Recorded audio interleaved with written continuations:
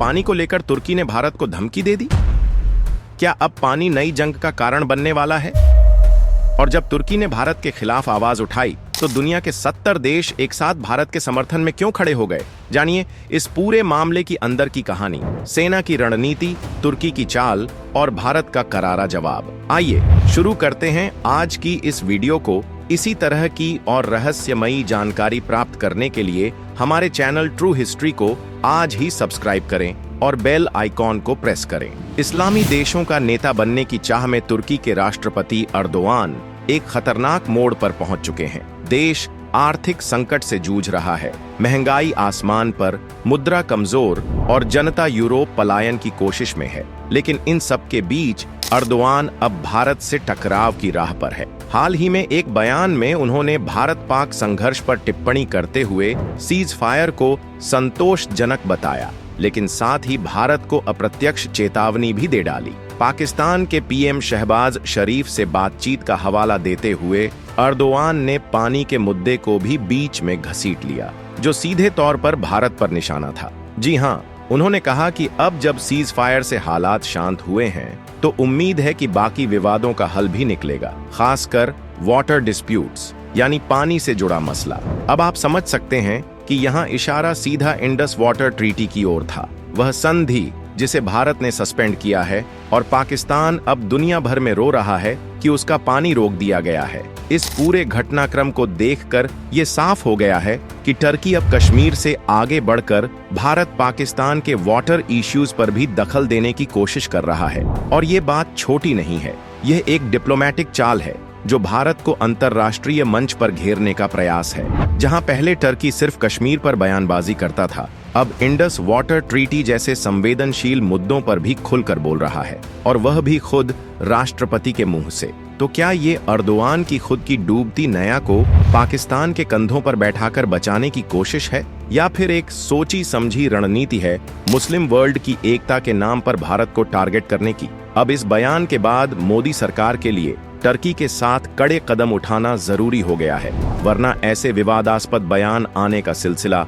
लगातार चलता रहेगा। अगली अपडेट भी टर्की से ही जुड़ी है। हाल ही में भारत पाकिस्तान के बीच जो सैन्य टकराव हुआ, उसमें पाकिस्तान की तरफ से टर्की के ड्रोन और हथियारों का भरपूर इस्तेमाल देखा गया। हालांकि ये टर्किश ड्रोन और मिसाइलें भारत को कोई बड़ा नुकसान नहीं पहुंचा पाईं, लेकिन टर्की के मीडिया हाउस, खासकर टीआरटी वर्ल्ड ने इसका प्रचार प्रसार अपने फायदे के लिए शुरू कर दिया। उन्होंने कई झूठे और भ्रामक आर्टिकल प्रकाशित किए जिसमें दावा किया गया कि पाकिस्तान ने टर्की के हथियारों की मदद से भारत की सेनाओं को हराया है और भारतीय ड्रोन और फाइटर जेट्स को मार गिराया है।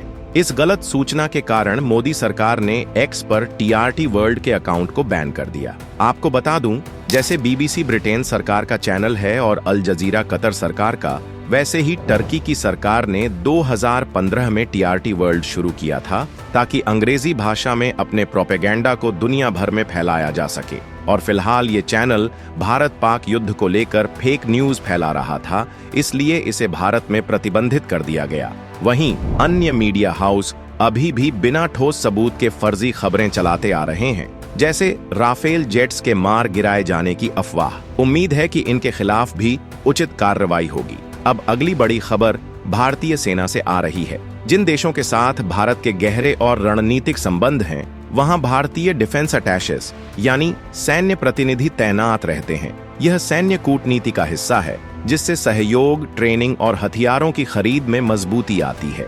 उदाहरण के लिए अमेरिका, ब्रिटेन, इजराइल, रूस जैसे देशों में भारत के डिफेंस अटैशे मौजूद हैं। ये अधिकारी भारत के एम्बेसडर और इंटीग्रेटेड डिफेंस स्टाफ को रिपोर्ट करते हैं। ठीक इसी तरह भारत में भी कई देशों के डिफेंस अटैशे तैनात होते हैं। हाल ही में भारतीय सेना ने 70 से अधिक देशों के डिफेंस अटैशेस को विशेष ब्रीफिंग दी है।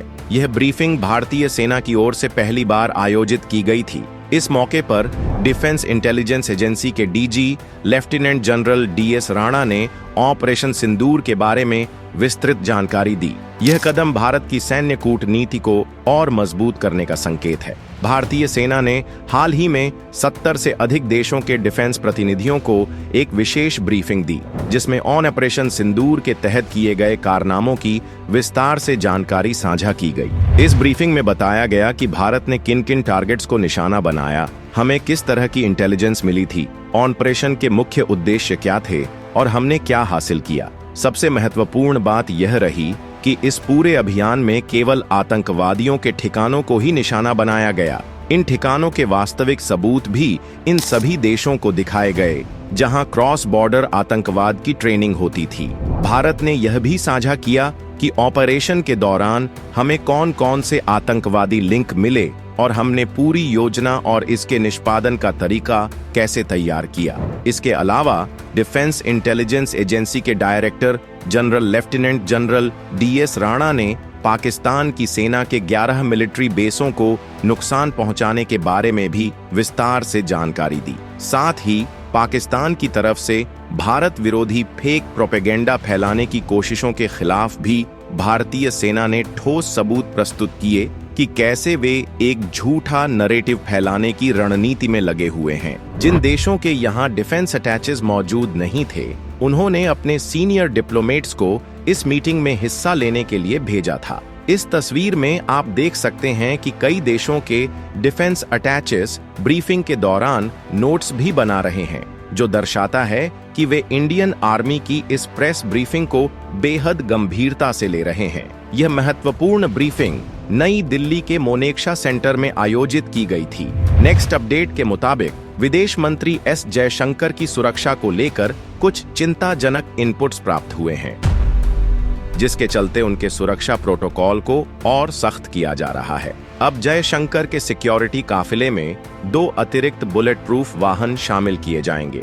दिल्ली में उनके आवास पर भी सुरक्षा व्यवस्था को 24 घंटे मजबूत करने के निर्देश जारी किए गए हैं। गौरतलब है कि पिछले अक्टूबर में ही इंटेलिजेंस ब्यूरो की थ्रेट असेसमेंट के बाद जयशंकर का सुरक्षा कवच Y कैटेगरी से बढ़ाकर Z कैटेगरी किया गया था। फिलहाल भी वे Z कैटेगरी की सुरक्षा में हैं, लेकिन अब उनके सुरक्षा कवर में अतिरिक्त बुलेट प्रूफ वाहन और सुरक्षा कर्मी शामिल किए जाएंगे ताकि सुरक्षा को और मजबूत बनाया जा सके। नई अपडेट आ रही है अफगानिस्तान से, जो खास तौर पर भारत के लिए भी दिलचस्प हो सकती है, क्योंकि शतरंज का आविष्कार भारत में हुआ था। अफगानिस्तान से खबर मिल रही है कि वहां के तालिबान सरकार की खेल मंत्रालय और इस्लामी प्रथाओं को बढ़ावा देने वाली मंत्रालय ने शतरंज को इस्लाम में हराम घोषित कर दिया है। इसके बाद पूरे अफगानिस्तान में शतरंज खेलने पर पूरी तरह प्रतिबंध लगा दिया गया है। साथ ही अफगानिस्तान चेस फेडरेशन को भी खत्म कर दिया गया है। तालिबान का कहना है कि शतरंज इस्लाम के खिलाफ है, इसलिए इस पर रोक लगाई जा रही है। अब देश में कोई भी शतरंज नहीं खेल सकेगा। वैश्विक राजनीति में हर 24 घंटे में बड़े बदलाव हो रहे हैं। नए उलटफेर और जियोपॉलिटिकल चैलेंजेस सामने आ रहे हैं। कई देश अपनी नीतियों को बदल रहे हैं, कोई ब्लैकमेलिंग की नीति अपना रहा है और सभी एक दूसरे को कमजोर करने की कोशिश में लगे हैं। अगर बात करें तालिबान ने यह फैसला क्यों लिया, तालिबान सरकार ने 2021 में सत्ता पर कब्जा करने के बाद से लगातार ऐसे कानून और नियम लागू किए हैं जो इस्लामी कानून के प्रति उसके चरमपंथी सोच को दर्शाते हैं। न्यूज एजेंसी AFP की रिपोर्ट के अनुसार खेल निदेशालय के प्रवक्ता अटल मशवानी ने बताया, शरिया में चेस को जुए का साधन माना जाता है, जो पिछले साल घोषित कानून के अनुसार निषिद्ध है। उन्होंने कहा, चेस के खेल के संबंध में धार्मिक विचार हैं। जब तक इन विचारों पर ध्यान नहीं दिया जाता, अफगानिस्तान में चेस के खेल पर बैन है। अफगानिस्तान के राष्ट्रीय शतरंज महासंघ ने लगभग 2 वर्षों से कोई आधिकारिक कार्यक्रम आयोजित नहीं किया है। तो ये थी हमारी आज की खास वीडियो। उम्मीद है आपको पसंद आई होगी। अगर आपको वीडियो अच्छी लगी हो तो कृपया इसे लाइक करें, अपने दोस्तों के साथ शेयर करें और हमारे चैनल को सब्सक्राइब करना न भूलें। आपकी मदद से ही हमारा चैनल और बेहतर होता रहेगा और हम आपके लिए ऐसे ही जरूरी और दिलचस्प अपडेट लाते रहेंगे। धन्यवाद।